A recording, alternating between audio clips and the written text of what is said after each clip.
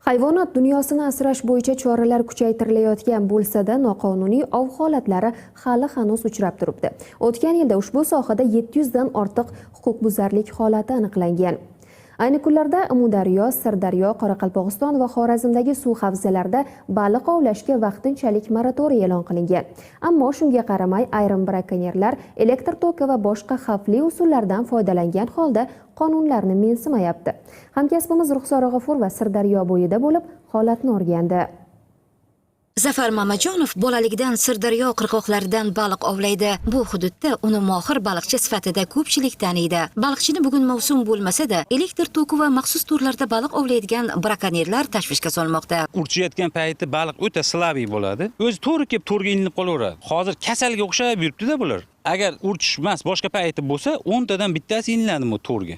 Endi shundan foydalanib, veydi yoppasiga qirib qo'yadi. Ayniqsa laqqa juda ham bir haligi bo'sh baliq bo'lar ekan, shu tezda qirilib ketyapti. Hozir sudak, usach degan baliqlar yo'q, qirilib ketyapti. Elektr toki bilan faqat katta baliqlarni ovlashni ko'zlaydigan brakonyerlarning harakati suv tagidagi butun jonzotga ziyon yetkazishi tabiiy. Pashsha qurtlari qamish tagiga qo'yadi qurtini. Bu mana shu suvni tagida turib, qovoqdan ajralib chiqib uchib ketadi. Mana shuni 70% ni mayda chavoqlar yeb tashlaydi. Endi bular hammasi 100% chiqib foliz ekinlari, mana olma daraxtlari qurt tushib ketayotgan sababi shu. Endi aytmoqchiman, mana shu mayda chavoqlarda qishloq xo'jaligiga juda ham katta foydasi bor. Bu bir. Ikkinchidan, qushlar juda ham ko'p bizda O'zbekistonimizda qushlar bor. Baliq bilan oziqlanadi. Hozir to'k solgandan keyin mayda qo'ng'izlarigacha, hasharotlargacha suv tagida hasharot ko'p. Nafaqat baliq, nafaqat baqa bor edi.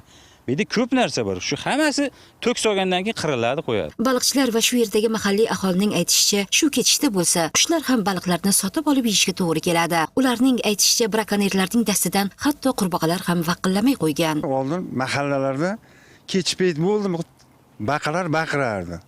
Hozir umuman baqa ham yo'q. Umuman ovoz ham yo'q. Chir deb o'sha shomdan boshlanardi. Hammasini to'kka solgandan keyin zaharlanib o'lib ketdi-da.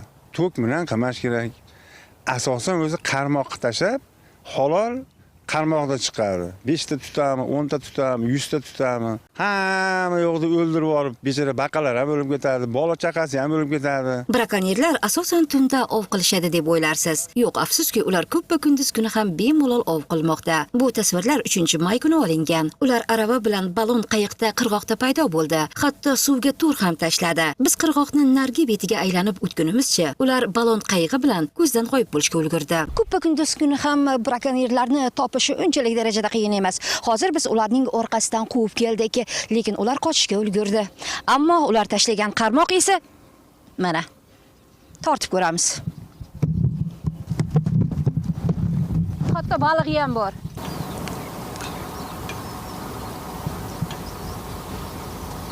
Mana bu arava brakonyerlardiki. Ular bu aravada o'zlarini lotkasi bilan kelgan edi. Menimcha, ular o'zlari tutgan baliqlarni aynan mana shu aravada tashishni rejalashtirgan. Ayni daqiqada esa ular mana shu chakalakzorlarga qochib ketdi. Lotkalari ham bu brakonyerlarda motori ham uncha-munchasi yetkazmaydigan motor.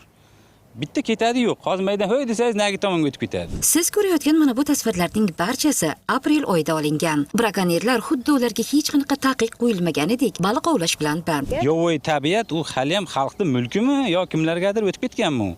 Qarmoqchilarga vaqti kelganda ruxsat bo'lmay qolyapti. Urchish paytida ham, urchish payti bo'lmagan paytida ham Ekologiya vazirligiga bitta murojaatim bor ekologiya vazirligiga. O'sha urchish paytida ham qarmoqqa, ikkitadan qarmoqqa havaskor ovchilarga ruxsat berish kerak. Mana hozir biz mana ko'rib qoldik, mana brakonyerni ko'rib qoldik. Bitta qarmoqda ovlaydigan havaskor ovchi 500 metr bu yog'ini, 500 metr bu yog'ini qo'riqlab o'tiradi. Bu borada ekologiya vazirligining viloyat boshqarmasi mutaxassislaridan izoh olmoqchi bo'lib, juda ko'p urindik. Ammo ular intervyu berishni lozim topmadi. Faqatgina Telegram ijtimoiy tarmog'i orqali mana bu ma'lumotni tashlab berdi. Unda yozilishicha 2025-yilda baliqlarni noqonuniy ravishda ovlash bo'yicha jami 8 nafar fuqarolarga nisbatan 20 million 625 ming so'm ma'muriy jarima hamda 19 million 500 ming so'm hayvonot dunyosiga zarar yetkazilgan. Shuningdek, viloyat hududida taqiqlangan ov quroli bo'yicha 4 ta holatda 608 million so'm hayvonot dunyosiga yetkazilgan zarar bo'yicha huquqbuzarlik holati yuzasidan qonunda belgilangan tartibda chora ko'rish maqsadida to'plangan hujjatlar huquqni muhofaza qiluvchi organlarga yuborilgan. Ammo bugungi holat esa olib borilayotgan ishlar yetarli samara bermayotganligini ko'rsatmoqda. Mana bu Sirdaryo viloyatidagi baliq bozori. Unda Sirdaryodan tutilgan baliqlar bemalol sotilayotganiga guvoh bo'ldik. Bu Arnasoydagi masalaki. Sirdaryoniki o'zimiz Sirdaryoniki. Baliqlar urchiyotgan vaqtda brakonyerlarga qarshi qattiq kurashilmas ekan. Yovvoyi tabiatning bir qismi bo'lgan suv osti jonzotlarini asrab qolish juda qiyin. Ruxsora G'afurova, Sirojiddin Hoshimjonov, Hudud informatsion dasturi uchun.